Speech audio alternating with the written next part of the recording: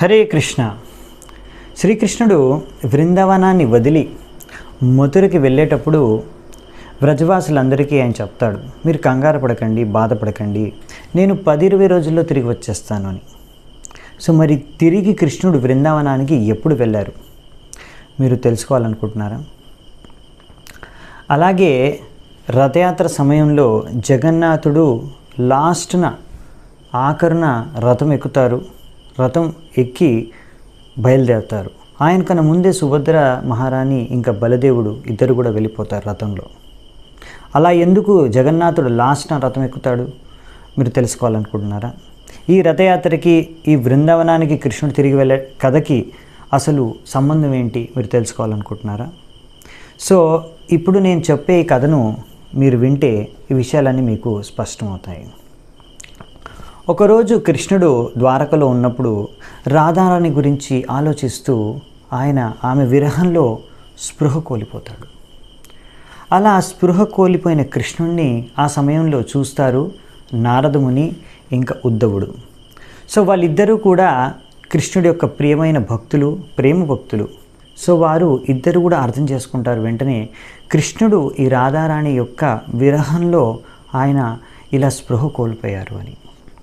ఇప్పుడు తప్పకుండానే కృష్ణుడు ఒక దివ్యమైన రహస్యపూరితమైన లీలను ప్రదర్శించబోతున్నాడు అని తెలుసుకుంటారు.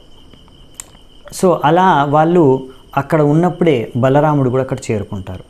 సో వాళ్ళు ముగ్గురు కూడా ఆలోచిస్తారు ఎలా మరి ఇప్పుడు కృష్ణుడిని మెలకువలోకి తీసుకురావాలి అని. వాళ్ళు ముగ్గురు ఆలోచించి ఒక నిర్ణయానికి వస్తారు, అర్థం చేసుకుంటారు. ఒకవేళ నారదముని తన వీణను వాయిస్తూ కృష్ణుడు వ్రజభూమి లీలలను, మహిమల్ని ఆయన గుణగానం చేస్తే అప్పుడు తప్పకుండా కృష్ణుడు మెలకువలోకి వస్తారు. నారదముని అంగీకరిస్తూనే ఆయన ఒక భయాన్ని వ్యక్తం చేస్తారు. ఏం చెప్తారంటే నారదముని, కృష్ణుడు కనుక మెలకువలోకి వస్తే ఆయన ఇప్పుడు వ్రజభూమి చింతనలో ఆ ఉన్నత స్థాయిలో ఉన్నాడు కనుక వెంటనే వ్రజభూమికి వెళ్ళాలి, బృందావనానికి వెళ్ళాలి అని కోరుకుంటారు. సో అందుకనే ఆయన మెలకువలకి రావడానికి ముందు మనము ఆయన యొక్క రథాన్ని రెడీ చేసి ఉంచాలి, తయారుగా ఉంచాలి అని ఆలోచించి వెంటనే దారుకకి కబురు చెప్తారు. దారుక కృష్ణుడి యొక్క రథ సారథి, ఆయన రథాన్ని తీసుకొచ్చి రెడీ అయిపోతారు. దాని తర్వాత అప్పుడు ఆ సమయంలో ఉద్ధవుడు తీవ్రంగా ఆలోచిస్తూ ఆయన ఒక సందేహాన్ని వ్యక్తం చేస్తారు. ఆయన ఏం చెప్తారంటే, నేను ఒకసారి బృందావనానికి వెళ్ళాను, అక్కడ వ్రజవాసుల్ని చూశాను. వాళ్ళు దినము రాత్రి కృష్ణుడి యొక్క విరహంలో విలపిస్తూనే ఉన్నారు, ఏడుస్తూనే ఉన్నారు. ఒకవేళ కృష్ణుడు అక్కడికి వెళ్ళి వ్రజవాసుల్ని ఆ పరిస్థితిలో గనక చూశారంటే ఆయన తిరిగి మళ్ళీ మన దగ్గరికి వచ్చే అవకాశం లేదు. అందుకనే అలాంటి పరిస్థితుల్లో కృష్ణుడు వాళ్ళని చూడకూడదు. సో ఇది విన్న నారదముని ఉద్ధవుడికి అంటాడు, ఉద్ధవ, అయితే నువ్వు ముందుగానే వెళ్ళి వ్రజవాసులకి ఇలా చెప్పేయచ్చు కదా, నువ్వు కృష్ణుడి యొక్క మంచి దూతవి కాబట్టి నువ్వు వ్రజవాసులకి ఈ విషయాన్ని ముందుగానే వెళ్ళి తెలియజేయి, ఇలా కృష్ణుడు రాబోతున్నాడు, వస్తున్నాడు మిమ్మల్ని చూడ్డానికి, మిమ్మల్ని కలవడానికి అని వ్రజవాసులని. ఆ విధంగా వ్రజవాసులు వినగానే ఆనందంతో వాళ్ళు అన్ని ఏర్పాట్లు చేస్తారు. వాళ్ళు ఆ దుఃఖాన్ని మర్చిపోతారు. సో విలపించడం అనేది ఉండదు. సో ఎంతో ఆనందంగా కృష్ణుడిని స్వాగతం పలుకుతారు, అన్ని ఏర్పాట్లు చేస్తారు, ఉత్సవం జరుపుకుంటారు. సో ఆ విధంగా కృష్ణుడు అప్పుడు వాళ్ళని ఆనందంగా చూసి కాసేపు వాళ్ళతో సమయం గడిపి కొన్ని రోజుల తర్వాత మళ్ళీ తిరిగి వచ్చేస్తారు మన దగ్గరికి. సో ఈ విధంగా చెప్పగానే ఉద్ధవుడు వింటారు నారదముని నుంచి. ఉద్ధవుడు అంటాడు, మీరు చెప్పిన సలహాన్ని నేను నా తలపైన ధరిస్తాను, కానీ విషయం ఏంటంటే నేను ఒకసారి వెళ్ళాను బృందావనానికి, ఇలా కృష్ణుడి దూతగా కృష్ణుడు నన్ను పంపించాడు మథుర నుంచి.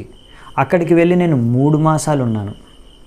3 మాసాలు అప్పుడు చూశాను వాళ్ళని, నందమహారాజు, యశోదామాత, గోపికలు, రాధారాణి అందరూ కూడా కృష్ణుడి విరహంలో విలపిస్తున్నారు. అప్పుడు వాళ్ళని ఓదార్చడానికి నేను ఎంతగానో ప్రయత్నించాను. అయినా కానీ నేను ఈ ప్రయత్నంలో విఫలుణ్ణైపోయాను. వాళ్ళని నేను ఓదార్చలేకపోయాను. అప్పుడు నేను వాళ్ళకి చెప్పాను, నేను తిరిగి వెళ్తున్నాను మథురకి, తప్పకుండా కృష్ణుణ్ణి నేను ఇక్కడికి పంపిస్తాను అని. అని వాళ్ళకు మాట ఇచ్చి నేను వచ్చాను తిరిగి.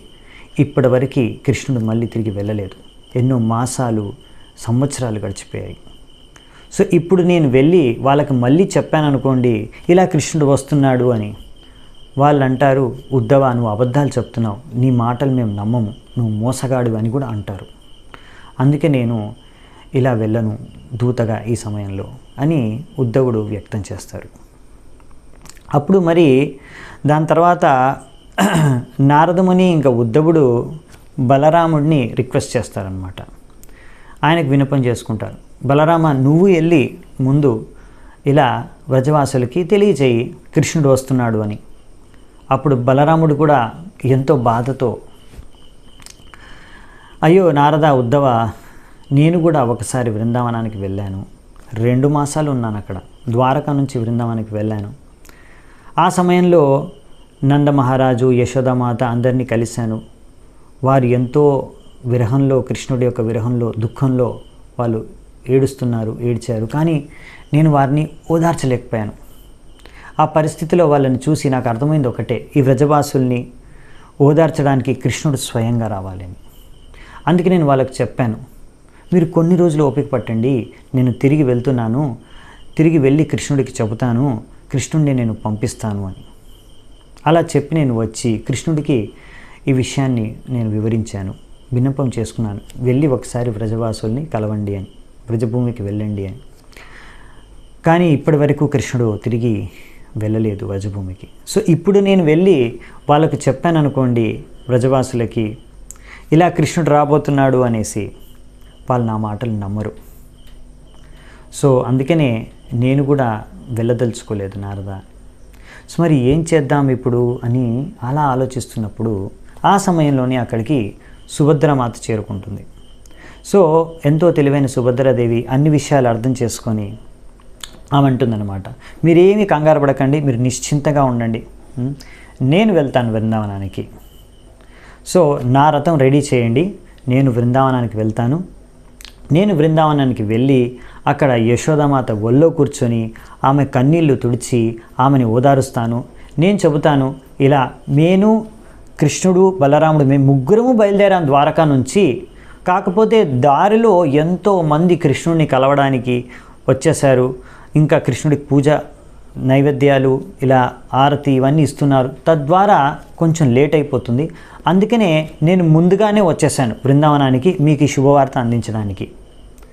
సో ఇలా నేను చెప్పేసి వాళ్ళందరూ ఇంకా కృష్ణుడు వస్తున్నాడు అనే విషయాన్ని అర్థం చేసుకొని ఆనందంతో అన్ని ఏర్పాట్లు చేస్తారు. అలాగే నేను ప్రతి గోపిక దగ్గరికి వెళ్ళేసి వాళ్ళ కన్నీళ్ళు కూడా తుడిచి ప్రతి గోపిక కూడా ఓదారుస్తాను. వాళ్ళకి చెప్తాను, నేను ముందుగా వచ్చారు ఈ యొక్క మగవాళ్ళు, వీళ్ళందరూ కూడా వంకర బుద్ధి కలవాళ్ళు.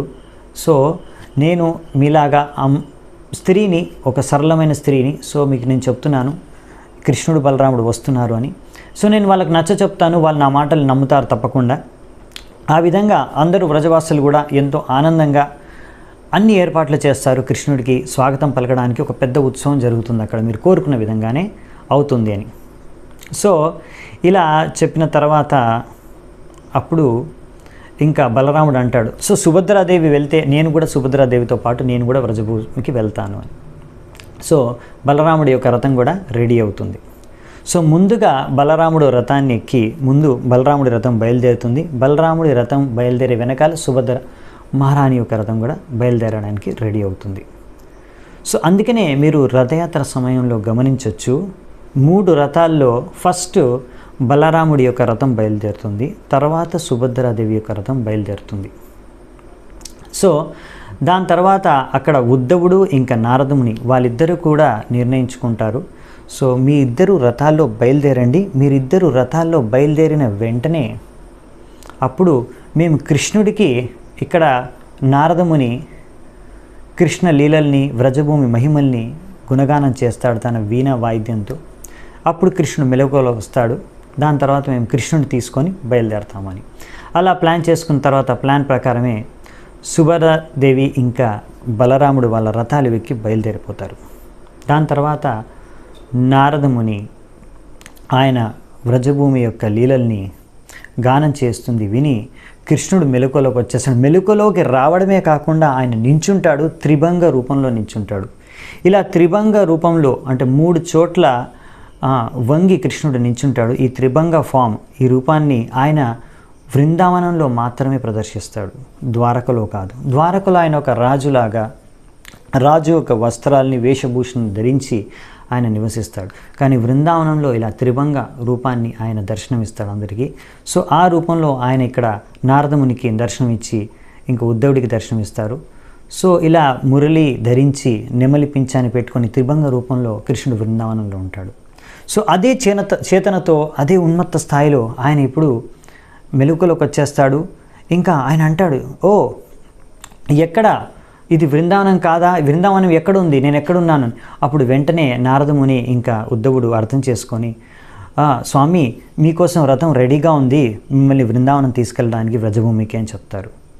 సో అప్పుడు రాధారాణి విరహంలో ఎంతో ఉన్మత్త స్థాయిలో ఉంటారు. సో ఈ విరహంలో ఎలా ఉంటాడంటే కృష్ణుడి యొక్క చేతన ఎంతో మత్తెక్కిన వ్యక్తిగా, మదిర తాగిన తర్వాత మత్తెక్కి వ్యక్తి ఎలా ఉంటాడో అలాంటి చేతన ఉన్మత్తమైన స్థాయిలో ఉంటారనమాట కృష్ణుడు. సో ఆ స్థాయిలో ఎలా మత్తెక్కిన వ్యక్తి తూలుతూ ఊగుతూ సరిగ్గా నడవలేకపోతారో అలాగే కృష్ణుడు కూడా ఊగుతూ తూలుతూ నడుస్తుంటారు. ఆయన కష్టంతో అలా నారదముని ఇంకా ఉద్ధవుడు కలిసి కృష్ణుడిని రథం ఎక్కిస్తారు. అందుకనే మీరు గమనించవచ్చు, రథయాత్ర సమయంలో అందరికన్నా ముగ్గురులో లాస్ట్న కృష్ణుడు ఆఖరణ రథం ఎక్కుతారు. రథం ఎక్క సమయంలో కూడా మీరు చూడొచ్చు, పాండాసు జగన్నాథుడిని తీసుకొని వెళ్తారు. ఆ జగన్నాథుడిని తీసుకొని వెళ్ళేటప్పుడు కూడా జగన్నాథుడు అలా తూలుతూ ఊగుతూ మత్తెక్కిన వ్యక్తిగా అలా మెల్లిగా ఆ రథాన్ని ఎంతో కష్టం మీద ఎక్కుతారనమాట. సో ఈ విధమైన లీల జగన్నాథుడు చేస్తాడు. దీనికి గల కారణం ఇది, ఆయనకు అలాంటి చేతన, అప్పుడు అలాంటి విరహ భావన రాధారాణి పట్ల ఉన్నదనే విషయాన్ని మనము అర్థం చేసుకోవచ్చు. సో ఇది రథయాత్రలో రహస్యం. 3 రథాలు ఇలా ఎందుకు వెళ్తాయి, మరియు ఇలా జగన్నాథుడు ఈ విధంగా రథాన్ని ఎందుకు ఎలా ఎక్కుతాడు. సో ఈ విధంగా కృష్ణుడు రథం ఎక్కి ద్వారకా నుంచి బృందావనానికి చేరుకుంటారు. అలాగే ఇక్కడ జగన్నాథుడు జగన్నాథపురిలో జగన్నాథ్ మందిరం అంటే అది ద్వారకతో సమానం. నీలాచల్ ధామ్, నీలాచల్ నుంచి అంటే ద్వారకా నుంచి ఇలా రథయాత్ర ద్వారా రథం ఎక్కి జగన్నాథుడి రూపంలో కృష్ణుడు అంటే జగన్నాథుడు నీలాచల్ నుంచి సుందరాచల్కి వెళ్తారు. సుందరాచల్లో అక్కడ గుండిచ మందిరం ఉంది. ఆ గుండిచ మందిరం బృందావనంతో సమానం. సో ఇది రథయాత్రకి కృష్ణుడి బృందావనానికి తిరిగి వెళ్ళే లీలకి ఉన్న సంబంధం. సో ఇప్పుడు మీకు అర్థమైంది అనుకుంటాను. చాలా చాలా ధన్యవాదాలు. ఇదే రథయాత్ర వెనక ఉన్న రహస్యపూరితమైన కథ. Hare Krishna. Hare Krishna. Subscribe to our YouTube channel and press the bell icon to never miss on our updates. Also, don't forget to like the videos that you love.